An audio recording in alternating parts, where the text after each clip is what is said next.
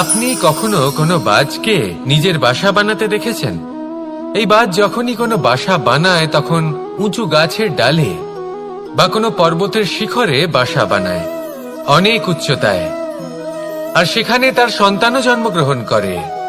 যখন এই সন্তানেরা জন্মায় তখন এই বাজ খুবই ভালোবেসে এবং খুব সাবধানে এদের পালন পোষণ করে। নিজের ঠোঁট দিয়ে তাদের ঠোঁটে খাবার পরিবেশন করে। কিন্তু যেই সেই সন্তানেরা হৃষ্টপুষ্ট হয়ে যায় এবং সেই কথা বাজ নিজে বুঝতে পেরে যায়, সেই বাজ নিজেই সেই বাসা ছিন্ন ভিন্ন করে দেয়।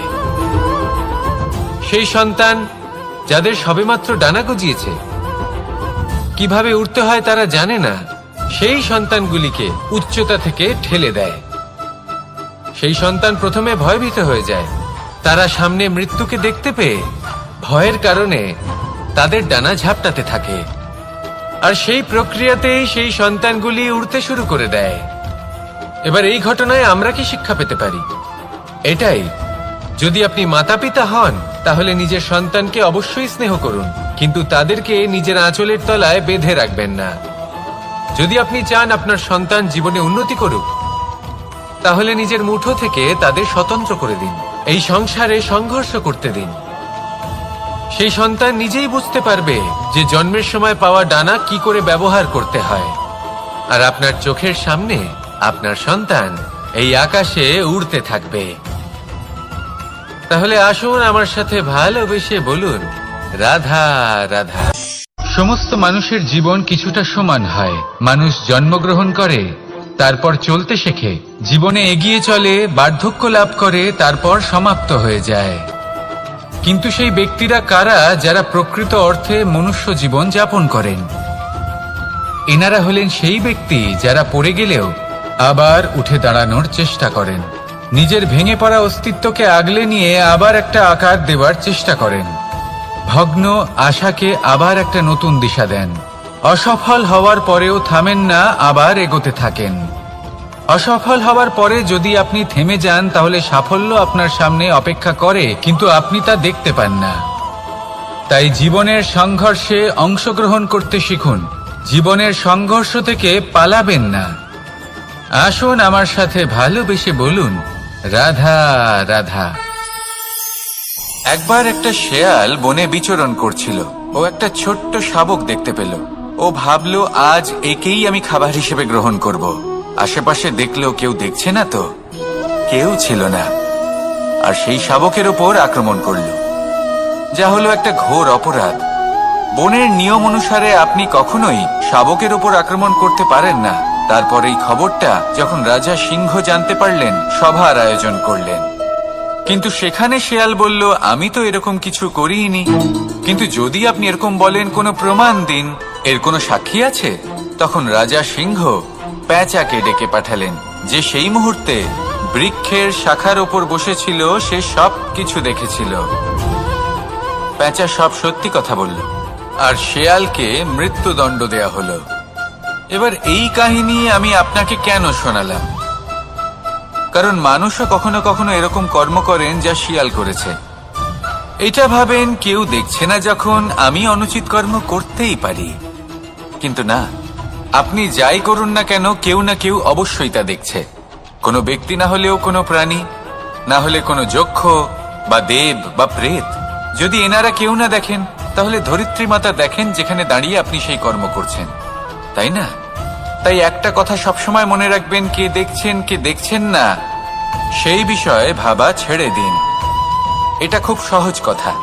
আপনি যদি উচিত কর্ম করেন, উচিত ফল পাবেন। যদি অনুচিত কর্ম করেন, তাহলে আপনি অনুচিত ফল অবশ্যই পাবেন। সেই জন্য উচিত পথে চলতে থাকুন, উচিত কর্ম করতে থাকুন, আর আমার সাথে ভালোবেসে বলুন, রাধা রাধা। আমাদের হাতটা দেখুন। এই হাতে 5টা আঙুল আছে, যা ভিন্ন ভিন্ন ধরনের। একরকম কেন নয়? কারণ হলো প্রত্যেকের নিজের নিজের গুরুত্ব আছে, নিজের নিজের মাহাত্ম্য আছে। এরা ভিন্ন, তাই একত্রিত হয়ে মুষ্টিবদ্ধ করা সম্ভব, যার দ্বারা আমরা আত্মরক্ষাও করতে পারি, আবার আক্রমণও করতে পারি। যদি 5টি আঙুল সমান হতো, তাহলে মুষ্টিবদ্ধ হতে পারত না, নিজেদের মধ্যে বিভ্রান্তির সৃষ্টি করত। এবার এরকমই কিছু আমাদের সংসারেও হয়। আমাদের দেশ, যেখানে একটি ভূমির ওপর ভিন্ন ভিন্ন ধর্মের মানুষ বাস করেন, ভিন্ন ভিন্ন জাতি, ভিন্ন ধর্ম, ভিন্ন ভাষা। কিন্তু যদি আমরা এটা ভাবি যে কিভাবে এই দেশকে কল্যাণের পথে নিয়ে যাওয়া যায়, কিভাবে এর বিকাশ করা সম্ভব, তাহলে আমাদের একত্রিত হওয়া শিখতে হবে। যেইভাবে 5টা আঙুল একত্রিত হয়, মুষ্টিবদ্ধ হয়, সেইভাবেই আপনার যে ভাষাই হোক, যে ধর্মই হোক, যে জাতি হোক না কেন, ঠিক আছে, আবশ্যক হলো আপনার নিজের কর্মভূমির সাথে, আপনার ধরিত্রীর সাথে যুক্ত থাকা, সাথে থাকা। তবেই দেশের উন্নয়ন সম্ভব, তবেই এই দেশ স্বতন্ত্র থাকবে, সফল হবে, আর এই মন প্রসন্ন হয়ে বলবে রাধা রাধা। সংসারে সবচেয়ে পবিত্র মানা হয় গঙ্গা জলকে। কখনো ভেবে দেখেছেন কেন?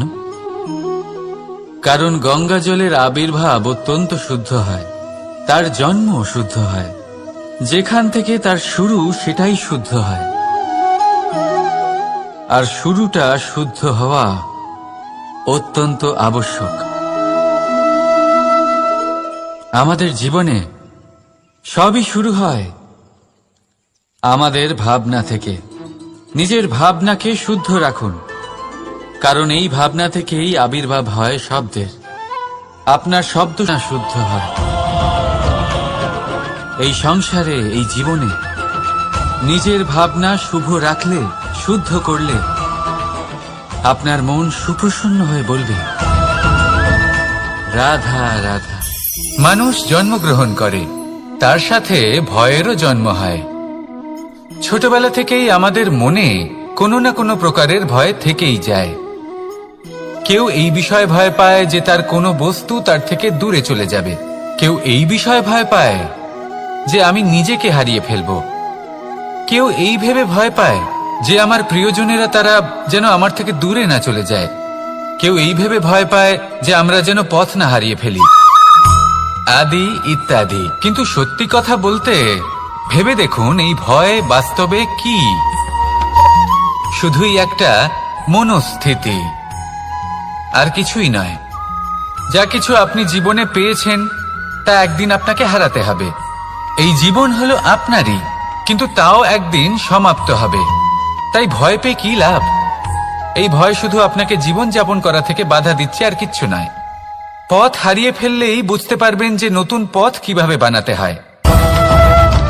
কিছু মানুষকে জীবন থেকে হারালে তবেই আপনি বুঝবেন যে আপনার আপনজনকে। এই ভয়ের কারণে ভীত হয়ে থাকবেন না। এই তারা নক্ষত্র অন্ধকারের অভাবে গুরুত্ব হারায়। শিবকেও মহাদেব হওয়ার জন্য বিষ পান করতে হয়েছিল। প্রত্যেক পরিস্থিতি, প্রত্যেক সাফল্য আপনার পরীক্ষা নেবে, তাতে উত্তীর্ণ হওয়া হলো আপনার কর্ম। যখনই আপনি ভয় পাবেন বা সংকটের সম্মুখীন হবেন, তখন সাহসের সাথে তার সম্মুখীন হন। মনে রাখবেন, যে সম্মুখীন হতে জানে, সাফল্য তার সাথে সবসময় থাকে। আসুন আর আমার সাথে ভালোবেসে বলুন রাধা রাধা। যদি আমি আমার চোখ বেঁধে কোনো একটা নির্দিষ্ট দিকে নিজের সমস্ত শক্তি প্রয়োগ করে ছুটে যাই, তাহলে কি হবে? আমি কোথাও ধাক্কা খেতে পারি, নিজের ক্ষতি করতে পারি, কোথাও পড়ে যেতে পারি, তাই না? অর্থাৎ এটা নিশ্চিত এই কাজ আমার করা উচিত নয়। কিন্তু আজকের দিনে প্রত্যেকটা মানুষ এই কাজই করছেন, তাই না? কোনো কাজ করার পূর্বে সেই কাজের বিষয়ে সম্পূর্ণ তথ্য কোথায় সংগ্রহ করছেন? শুধু এটুকু জানেন যে এই কাজটা করলে কত ধন অর্জন করবেন আর কত নাম হবে, আর ব্যাস সামনে এগিয়ে যান। এটা উচিত নয়। পূর্ণরূপে যে কোনো কাজ করার আগেই সেই কাজের বিশ্লেষণ করে নেওয়া উচিত, তা বুঝে নেওয়া উচিত, এবং সেই বিষয়ে অবশ্যই খেয়াল রাখা উচিত যে আপনার শরীর এবং আপনার মন এই কাজ করার জন্য কি প্রস্তুত রয়েছে। যদি তা না হয়, তাহলে প্রথমে নিজেকে শুধরে নিন, তারপরে সেই কাজ করুন। যদি এইভাবে জীবনে সামনে এগোন, তাহলে সাফল্যের সম্ভাবনা জীবনে অনেক বেশি বেড়ে যাবে। তাহলে এটাই করুন, আর আমার সাথে ভালোবেসে বলুন রাধা রাধা। এই সংসারে সাফল্য লাভ করার জন্য জ্ঞানের প্রয়োজন হয়, পরিশ্রমের প্রয়োজন হয়, দৃঢ় নিষ্ঠার প্রয়োজন হয়, নিরন্তর চেষ্টা করা প্রয়োজনীয়। কিন্তু আরো কিছু আছে যা অত্যন্ত প্রয়োজনীয় এবং গুরুত্বপূর্ণ। তা হলো ভালো বন্ধু। তাদের থাকা অত্যন্ত প্রয়োজনীয়। যদি ভালো বন্ধু থাকে তাহলে সময় এলে তারা ঢাল হয়ে আপনাকে সুরক্ষা করবেন।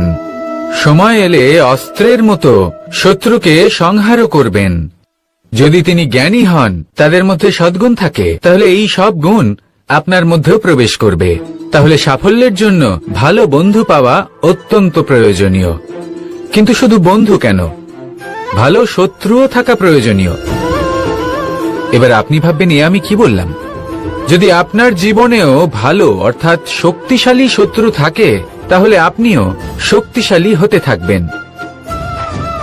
এই শত্রু আপনাকে প্রেরিত করবে আরো বেশি শক্তিশালী হয়ে ওঠার। কখনো কোনো হরিণকে দেখুন, তীব্র গতিতে দৌড়তে থাকে। কেন তীব্র গতিতে দৌড়ে? এই কারণে নয় যে কোথাও তার জন্য মধুর ঘাস অপেক্ষা করে রয়েছে, না। সে এই কারণে তীব্র গতিতে দৌড়য় কারণ সেটা না করলে তার পেছনে একটি সিংহ আছে যে ওকে নিজের ভোজন করে ফেলবে। তাই জীবনে বিপদ, সংকট, এই সবকিছুও হলো অত্যন্ত গুরুত্বপূর্ণ। তার সম্মুখীন হতে শিখুন আর আমার সাথে ভালোবেসে বলুন, রাধা রাধা রাধা।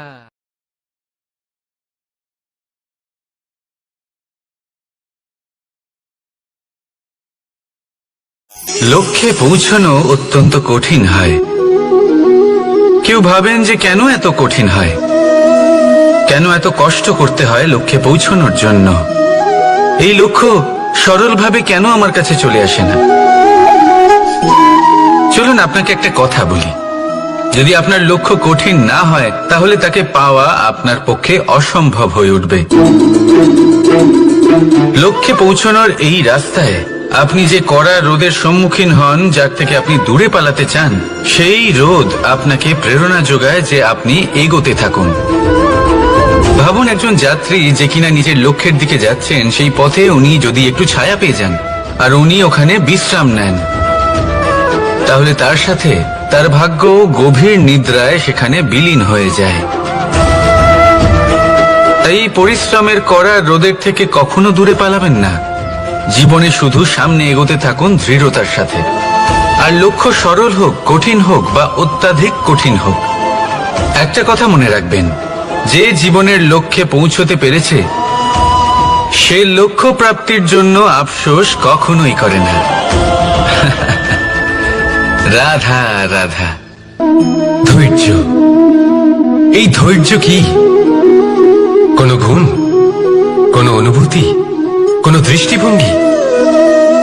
আমার জন্য ধৈর্য এক বাহন। আপনি হয়তো ভাবছেন, এই কেমন বাহন? বাহন তো ঘোড়া হতে পারে, হাতি হতে পারে, উটও হতে পারে, কিন্তু ধৈর্যকে বাহন বানানো মানে? চলুন আপনাকে একটা কথা বোঝাই। পৃথিবীতে এমন কোনো বাহন নেই যে তার আরোহীকে আছড়ে ফেলেনি। সেটা উট হোক বা হাতি হোক বা ঘোড়া হোক, চলতে চলতে কখনো নড়বড় করেই বসে। তারপর সেই আরোহী পরে কারোর পায়, তারপর পরে তার নিজের নজরে। কিন্তু ধৈর্যরূপী বাহন কখনো কাউকে ফেলে না, কখনো না। না সেই আরোহী কারোর পায়ে পড়ে আর না তো নিজের নজরে। কারণ ধৈর্য আপনাকে বিবেক প্রদান করে, বিবেক আপনাকে পরিকল্পনায় সাহায্য করে, আর পরিকল্পনা প্রদান করে আপনাকে শক্তি আপনার লক্ষ্যের দিকে অগ্রসর হওয়ার। বুঝলেন? ধৈর্যকে সঙ্গে রাখুন, নিজেকে আরো ধৈর্যশীল করে তুলুন। এই ধৈর্যের সাহায্যে আরোহণ করে দেখুন কিভাবে এই বাহন আপনাকে আপনার গন্তব্যে পৌঁছে দেবে। রাধা রাধা। সংসারে এমন একটা ভ্রান্ত ধারণা রয়েছে যে সবকিছু ভাগ্যের দ্বারা পাওয়া যায়, কিন্তু ভাগ্য, প্রারব্ধ এ তো সকলের জন্যই সমান হয়। এটা তো ব্যক্তির উপরে নির্ভরশীল হয়, তার আকাঙ্ক্ষার উপরে নির্ভরশীল হয়, বাসনার উপরে নির্ভরশীল হয়, স্বভাবের উপরে নির্ভরশীল হয় যে উনি সেটা নিয়ে কি করেন। দেখুন, এই প্রসাদ কিন্তু সকলকেই দেওয়া হয়, কিন্তু তা গ্রহণ করবেন কিভাবে সেটা ব্যক্তির উপরে নির্ভর করে। আপনাকে এক উদাহরণ দিই। যেমন ধরুন, দুজন মানুষকে আমি একটা করে মাটির ডেলা দিলাম, সেটা নিয়ে তারা কি করবেন? একজন মানুষ তার ছোট ছোট ডেলা বানাবেন আর পথযাত্রীদের ওপরে ছুঁড়ে মারবেন, হাসি ঠাট্টা করবেন, তাদের বস্ত্র নোংরা করে দেবেন, সেটাতেই উনি আনন্দ পাবেন। অন্যদিকে দ্বিতীয় ব্যক্তি সেই মাটির ডেলা দিয়েই নিজের জন্য একটা কুঁড়ে ঘর বানাবেন। সেই কুঁড়ে ঘর যা রোদেতে, বৃষ্টিতে, ঝড়ে তাকে সুরক্ষিত রাখবে। অনুভূতি, এই অনুভূতি বদলাতে শিখুন। এই অনুভূতি অত্যন্ত গুরুত্বপূর্ণ। ভালোবাসাতেও এই অনুভূতি হলো অত্যন্ত গুরুত্বপূর্ণ। ভালোবাসা সে বন্ধুর সাথে হোক, মা বাবার সাথে হোক, ভাই বোনের সাথে হোক, স্ত্রীর সাথে হোক, যে কারোর সাথে হোক। মনে রাখবেন, এই হলো সেই অনুভূতি যা আপনার ভাগ্য নির্ধারণ করে থাকে। তাহলে আসুন আমার সাথে প্রেমের অনুভূতি নিয়ে বলুন, রাধা রাধা। লক্ষ্য, পথ আর সাফল্য, এই তিনটেই একে অপরের সাথে জড়িত, কিন্তু অনেকবার মানুষ এদের ঠিকভাবে বুঝতে পারেন না। তারা ভাবেন যে যেরকম লক্ষ্য হবে সেরকমই পথ হবে। সেই মতোই লক্ষ্য কঠিন হলে পথ কঠিন হবে, লক্ষ্য সরল হলে পথও সরল হবে। যদি আপনাকে আসল সত্যের সাথে অবগত করাই, তাহলে দেখবেন সবকিছুই এর উল্টো। লক্ষ্য নিজের পথ বানায় না, পথ সেটাই যেটা আপনি স্বয়ং নির্বাচন করে আপনি নিজে বানান। সেই অনুসারেই আপনি আপনার লক্ষ্যে পৌঁছতে পারবেন। সেই জন্য জীবনে যখনই লক্ষ্যে পৌঁছানোর পথের বিষয়ে আপনি কোনো সিদ্ধান্ত নেবেন, তাহলে তা ভেবে চিন্তে নেবেন, কারণ এই পথ অত্যন্ত গুরুত্বপূর্ণ। পথ যদি শুভ হয়, তাহলে লক্ষ্য আপনা থেকেই শুভ হয়ে যায়। তাহলে আসুন আমার সাথে ভালোবেসে বলুন, রাধা রাধা। ভাগ্য আর কর্ম, এই দুই এমন শব্দ যাকে ঘিরে সমগ্র সংসার। কেউ বলে আমার ভাগ্যে এটা ছিল না, যা পেলে আমার জীবন অন্যরকম হতো। কেউ বলে আমার গত জন্মের কর্ম নিশ্চয়ই এমন ছিল, যে কারণে এই জন্মে এরকম ভাগ্য পেয়েছি আমি। এসব বাদ দিন আর একবার শান্ত চিত্তে ভাবুন। আপনি বুঝতে পারবেন যে ভাগ্য আর কর্ম এই দুই এই জন্মের। তফাৎ শুধুমাত্র এটাই যে যদি ভাগ্যের কথা বলা হয়, তাহলে আপনি এই ভাগ্যের থেকে যত বেশি আশা করবেন, তত বেশি নিরাশ হবেন আপনি। কারণ এই আশা আপনাকে কর্ম করা থেকে আটকায়। যদি কথা বলা হয় কর্মের, তাহলে নিজের কর্মের প্রতি যত বিশ্বাস রাখবেন, তত বেশি সফলতা আপনার কাছে আসবে। তাই একটা কথা মনে রাখবেন, ভাগ্য আপনার কর্ম নির্ধারণ করে না, কিন্তু আপনার কর্ম আপনার ভাগ্যকে অবশ্যই নির্ধারণ করে। রাধা রাধা। নাম কত সাধারণ একটা বিষয়। প্রত্যেক মানুষ যে জন্ম নেয়, তাকে একটা নাম দেওয়া হয়, যা সে পেয়ে থাকে তার মাতা পিতার দ্বারা, না হলে তার গুরুর দ্বারা, বা কোনো আত্মীয়ের দ্বারা, বা কোনো কাছের মানুষের দ্বারা। এই নামের সাথে সে আস্তে আস্তে বেড়ে ওঠে। কিন্তু এটাই কি সেই নাম? এই নামই কি সবকিছু? কখনোই নয়। একটা নাম সেটা যা আপনি জন্মের সময় লাভ করেন, যে নামে আপনি কর্মের পথে অগ্রসর হন। আরো একটা নাম সেটা যা আপনি আপনার কর্মের দ্বারা অর্জন করেন, আর এই নামেই আপনাকে সবাই যুগ যুগ ধরে মনে রাখে। আপনার আসল নাম সেটা নয় যা আপনাকে জন্মের সময় দেওয়া হয়েছিল। আপনার আসল নাম সেটা যেটা আপনি আপনার কর্ম দ্বারা লাভ করেছেন, কারণ সেই লাভের পেছনে প্রচুর প্রয়াস লুকিয়ে থাকে, অনেক পরিশ্রম লুকিয়ে থাকে।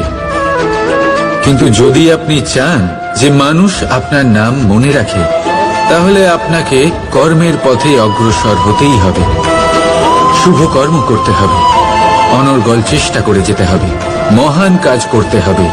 আর বিশ্বাস করুন, আপনি একটা মহান নামের ফল অবশ্যই লাভ করবেন। রাধা রাধা। আমি এখানে একা এই বনে বসে আছি, বাঁশি বাজাচ্ছি। কার জন্য? কে আছেন এখানে? কেউ নেই। আমার প্রজা, আমার রাজ্য, আমার পরিবার আমার থেকে অনেক দূরে আছেন। আমি এখানে একা এই বনে বসে এই আকাশের এই রঙের, গাছের এই সব ফলের, মাটির সুবাসের আনন্দ উপভোগ করছি। কেন? আমি হলাম দ্বারকাধীশ। এমন কি রাজকীয় বা ভৌতিক সুখ রয়েছে যে আমি ওখানে পেতে পারি না? সবকিছুই পেতে পারি, তাও এখানে বনে একা বসে আছি। কোন সুখ খুঁজে চলেছি? একা থাকার সুখ। আমরা প্রত্যেকদিন অনেক মানুষের সাথে, চিন্তাধারার সাথে, কর্মের সাথে, পরিস্থিতির সাথে, সুখ দুঃখের দ্বারা বেষ্টিত থাকি। জীবনের এই চক্রে আমরা জড়িয়ে পড়তে থাকি। যতই আমরা এই সমস্যার সমাধান করি, আমরা ততই এতে জড়িয়ে পড়ি। আমরা এতটাই জড়িয়ে পড়ি যে যখন আমরা আয়নায় নিজেদের দেখি, তখন আমরা নিজেদের চিনতেই পারি না। এমন মনে হয় যেন আমরা নিজেদের হারিয়ে ফেলেছি। সেই জন্য প্রত্যেক দিন আপনি কিছু সময় নিজের সাথে কাটান একান্তে। এটা অত্যন্ত আবশ্যক। নিজের অস্তিত্বের গভীরে গিয়ে দেখতে শিখুন, নিজেকে বুঝুন। অদ্ভুত শান্তির অনুভূতি হবে। যেমন এই বায়ু, এই বৃক্ষ, এই পুষ্প, এই নিসর্গ, এদের মতো আপনিও কখনো একলা হতে শিখুন। কখনো নিসর্গের একটা অংশ হয়ে দেখুন। এই মন প্রসন্ন হয়ে বলবে রাধা। একবার একটা শেয়াল বনে বিচরণ করছিল। ও একটা ছোট্ট শাবক দেখতে পেল। ও ভাবলো আজ একেই আমি খাবার হিসেবে গ্রহণ করব। আশেপাশে দেখলো কেউ দেখছে না তো, কেউ ছিল না। আর সেই শাবকের ওপর আক্রমণ করল, যা হলো একটা ঘোর অপরাধ। বনের নিয়ম অনুসারে আপনি কখনোই শাবকের ওপর আক্রমণ করতে পারেন না। তারপর এই খবরটা যখন রাজা সিংহ জানতে পারলেন, সভার আয়োজন করলেন।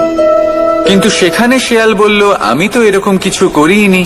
কিন্তু যদি আপনি এরকম বলেন, কোনো প্রমাণ দিন, এর কোনো সাক্ষী আছে? তখন রাজা সিংহ পেঁচাকে ডেকে পাঠালেন, যে সেই মুহূর্তে বৃক্ষের শাখার ওপর বসেছিল। সে সব কিছু দেখেছিল। পেঁচা সব সত্যি কথা বলল, আর শেয়ালকে মৃত্যুদণ্ড দেয়া হলো। এবার এই কাহিনী আমি আপনাকে কেন শোনালাম? কারণ মানুষও কখনো কখনো এরকম কর্ম করেন যা শিয়াল করেছে।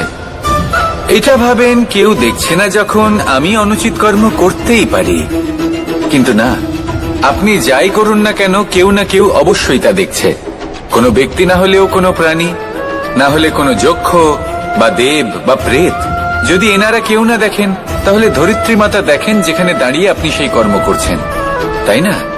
তাই একটা কথা সবসময় মনে রাখবেন, কে দেখছেন কে দেখছেন না সেই বিষয়ে ভাবা ছেড়ে দিন। এটা খুব সহজ কথা। আপনি যদি উচিত কর্ম করেন, উচিত ফল পাবেন। যদি অনুচিত কর্ম করেন, তাহলে আপনি অনুচিত ফল অবশ্যই পাবেন। সেই জন্য উচিত পথে চলতে থাকুন, উচিত কর্ম করতে থাকুন, আর আমার সাথে ভালোবেসে বলুন রাধা রাধা। বাহ, পুষ্পের সুবাস আমার খুব ভালো লাগে। অত্যন্ত সুন্দর হয় এই পুষ্প। এইভাবে চারিদিকে পুষ্প দেখে মন আনন্দিত হয়ে ওঠে। এবার আপনারা ভেবে দেখুন, আমার চারিদিকে পুষ্প নয়, আগুন আছে। তাহলে কি হবে? আমার শরীর কি জ্বলে যাবে না? অবশ্যই জ্বলবে। শরীরকে কি আগুনের তাপ সহ্য করতে হবে না? অবশ্যই সহ্য করতে হবে। এটাই হলো প্রকৃতির নিয়ম। এই নিয়ম কিন্তু আমরা সবাই জানি, কিন্তু আমাদের মধ্যে বেশিরভাগ মানুষ এই বিভ্রান্তি নিয়ে বাঁচি যে এই যে প্রকৃতির নিয়ম, তা আমার ওপর প্রযোজ্য নয়। তা কিন্তু নয়। আমাদের চতুর্দিকে এই যে নিসর্গ রয়েছে, আমরা তার কতটা ক্ষতি করি সেটা একবার ভেবে দেখুন। আমরা বনাঞ্চল জ্বালিয়ে দিই, বায়ু দূষিত করি, জল দূষিত করি, প্রাণীদের হত্যা আমরা করি। কেন? এই নিসর্গ আমরা নষ্ট করি, যদিও আমরা জানি যে আমরাও হলাম এই নিসর্গেরই অংশ। এবার দেখুন, শরীরের কোনো অংশে যদি আগুন ধরান, আস্তে আস্তে সমস্ত শরীরও জ্বলে যাবে। সেইভাবেই নিসর্গ যদি নষ্ট হয়ে যায়, তাহলে মনুষ্য জাতিও নষ্ট হয়ে যাবে। তাই এই যে নিসর্গ আপনি দেখছেন, এই পুষ্প, এই বৃক্ষ, বায়ু, জল, এদের সকলকে রক্ষা করুন, নষ্ট নয়। মনে রাখবেন, যদি নিসর্গ থাকে মানুষ থাকবে, যদি নিসর্গ থাকে তাহলেই জীবন থাকবে। আসুন আমার সাথে ভালোবেসে বলুন, রাধা রাধা। কারই না পছন্দ বলুন তো? অত্যন্ত সুস্বাদু হয় এই মধু, মিষ্টি খেতে হয় এবং তা শক্তিও প্রদান করে। এবং প্রত্যেকটি মিষ্টি পদার্থের মতোই এতেও খুব তাড়াতাড়ি পিঁপড়ে ধরে যায়। অন্যদিকে যদি নুনকে দেখি, তাহলে বছরের পর বছর রাখলেও এতে পিঁপড়ে ধরে না। এবার যদি কথা বলি বন্ধুত্বের, তাহলে বন্ধুত্ব নুনের মতো হওয়া উচিত, মধুর মতো নয়। যারা সামনে এলে শুধুমাত্র মধুর মধুর কথা বলবে, পরে এতে পিঁপড়ে ধরে যাবে, এটা নুনের মতো হওয়া উচিত। প্রকৃত বন্ধু হলো সে যে সময় এলে পরে আপনার সামনে আপনার প্রকৃত সত্য তুলে ধরবে, তা সে যতই কঠিন হোক না কেন। আপনার দোষ, আপনার অপগুণ, আপনার খামতি আপনাকে বলতে পারবে, যাতে আপনি সেগুলো শুনে মেনে নিয়ে তারপর নিজেকে শুধরোতে পারেন। এটাই হলো প্রকৃত বন্ধুত্ব। কখনো নিজের জীবনের আশেপাশে মন দিয়ে দেখবেন, অনেক সময় এমন মানুষ থাকেন, অনেক বন্ধু থাকেন, যাদের দেখে আমাদের মনে হয় যে এনারা খুব কঠোর, এনাদের কথা খুব কটু। কিন্তু বেশিরভাগ এমন মানুষের মনটা যদি বুঝতে পারেন, তাহলে দেখবেন তাতে কোনো মালিন্য নেই, এনাদের মন অত্যন্ত পবিত্র হয়। যদি আপনার জীবনেও এমন কোনো ব্যক্তি থেকে থাকে, এমন বন্ধু থাকে, তাহলে তাদের আগলে রাখুন আর আমার সাথে ভালোবেসে বলুন, রাধা রাধা। যতক্ষণ আমরা এই সংসারে জীবিত, ততক্ষণ আমাদের সাথে সবকিছু থাকে। আমাদের ধন, সুখ স্বাচ্ছন্দ্য, আমাদের মিত্রগণ, আমাদের পরিবার, এই সমাজ, এই সবকিছু আমাদের সাথে থাকে। যেদিন আমরা এই সংসারকে ত্যাগ করব, এদের মধ্যে কেউ আমাদের সাথে যাবে না, না ধন, না স্বাচ্ছন্দ্য, না সম্পত্তি। এই সকল মানুষ, এই সমাজ, এরা শুধুমাত্রই শ্মশান পর্যন্ত আমাদের সাথে থাকতে পারবেন। তারপরে যদি আমাদের সাথে কিছু যেতে পারে, তাহলে তা শুধুই আমাদের ধর্ম। আর এই সংসারে আমরা নিজেদের যে সুনাম রেখে যাই, সেটা সম্ভব শুধুমাত্র কর্মের দ্বারা। সেই জন্য সংসারে যতদিন পর্যন্ত জীবিত আছেন, যদি কিছু অর্জন করতে চান, তাহলে ধর্ম অর্জন করুন, ধর্মের বিষয়ে স্পষ্টতা অর্জন করুন এবং কর্ম অর্জন করুন। এটাই হবে আপনার অতীত এবং এটাই হবে আপনার ভবিষ্যৎ, এবং এটাই সকলকে প্রেরণা প্রদান করবে। আসুন আমার সাথে ভালোবেসে বলুন, রাধা রাধা। কোনো যাত্রায় যাব বলে মনে করি, তখনই আমরা প্রস্তুত থাকি আসন্ন বিপদের জন্য বা সংকটের জন্য। যেমন যদি আমাদের মনে হয় যে আজকের পরিবেশ খুব ঠান্ডা হবে, তাহলে আমরা গরম বস্ত্র ধারণ করি বা সেটাকে সাথে নিয়ে যাই। যদি মনে হয় যে বৃষ্টি হতে পারে বা বৃষ্টি হয়ে চলেছে, আমরা দেখছি, তাহলে আমরা একটা ছাতা সাথে নিয়ে নিই। আমরা প্রস্তুত থাকতে চাই এবং এটাই উচিত, এবং সেই কারণেই আমরা যাত্রায় সাফল্য লাভ করি।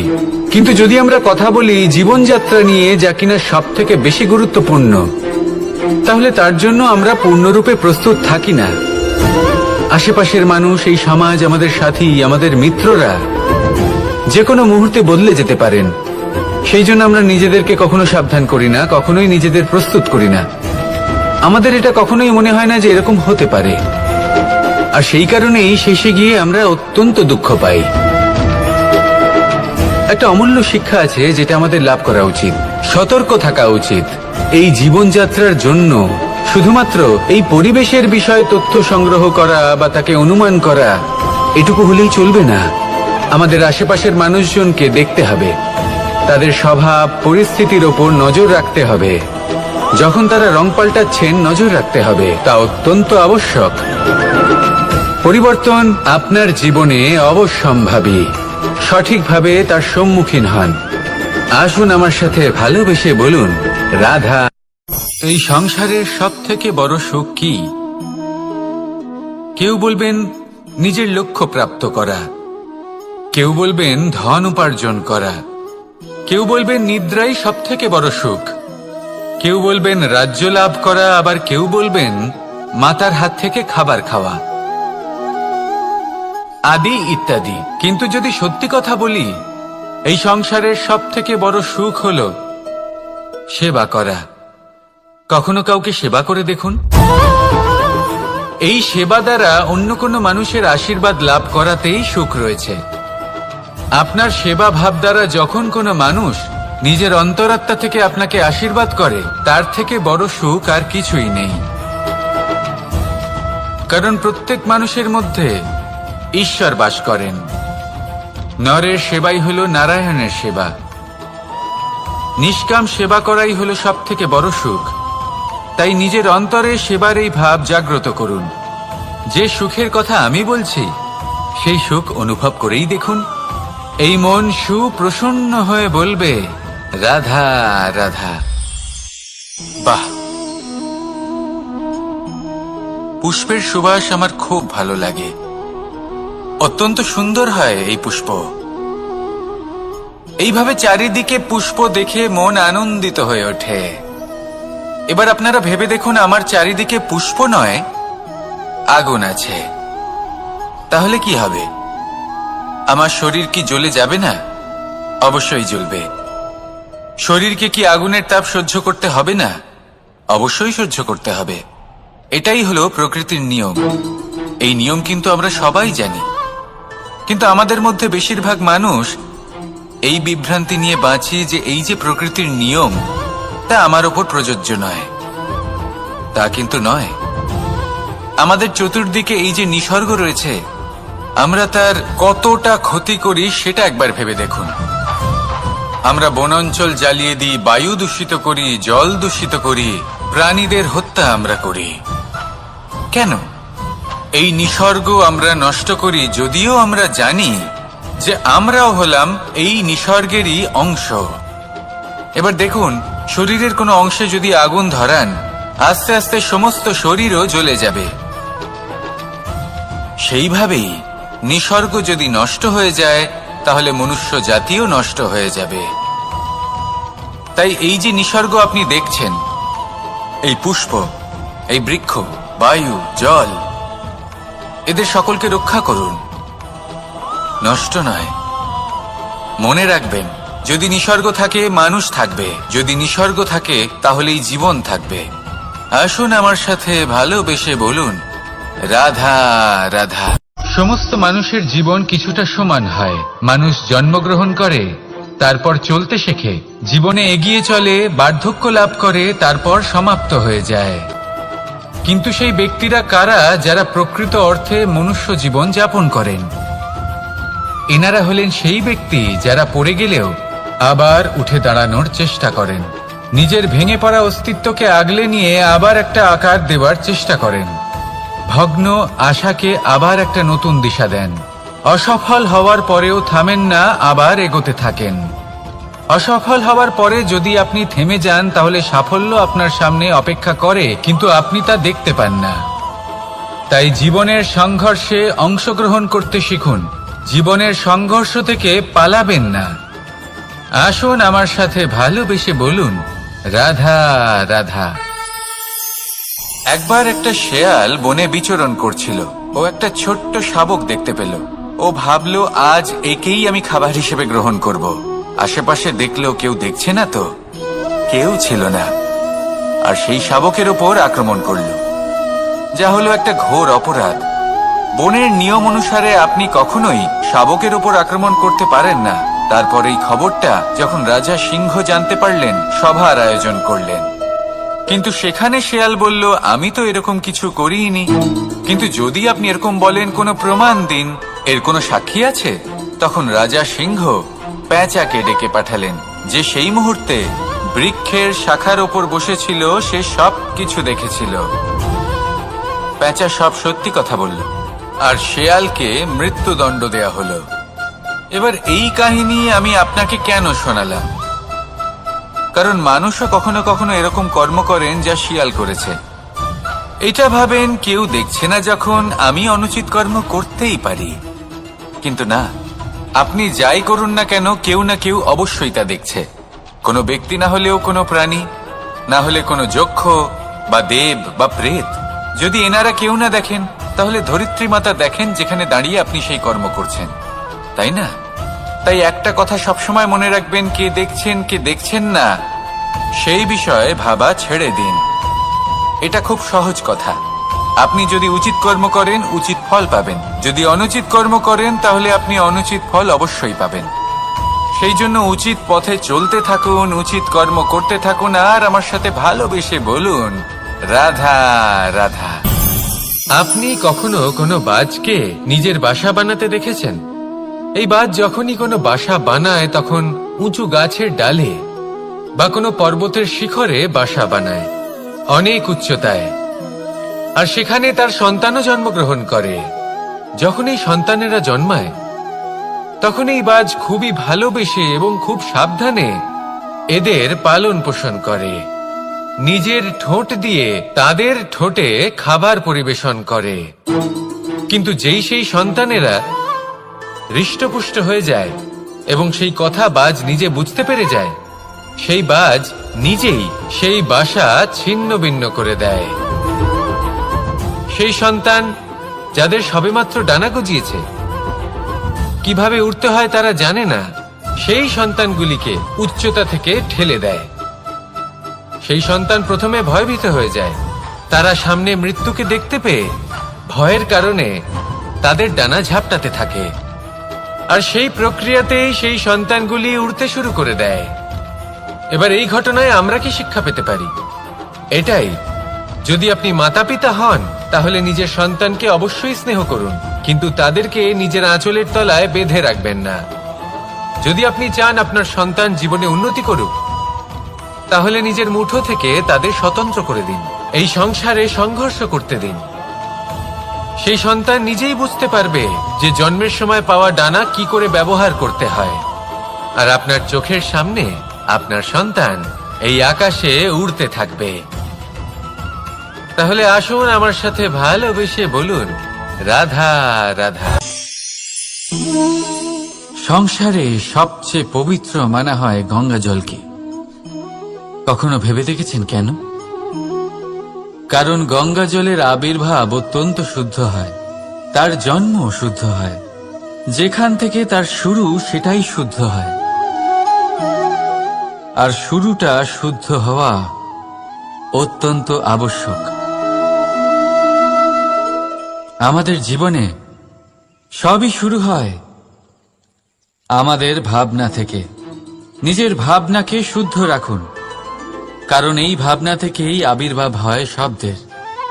আপনার শব্দ শুদ্ধ রাখুন। এই সংসারে, এই জীবনে নিজের ভাবনা শুভ রাখলে, শুদ্ধ করলে আপনার মন সুপ্রসন্ন হয়ে বলবে, রাধা রাধা।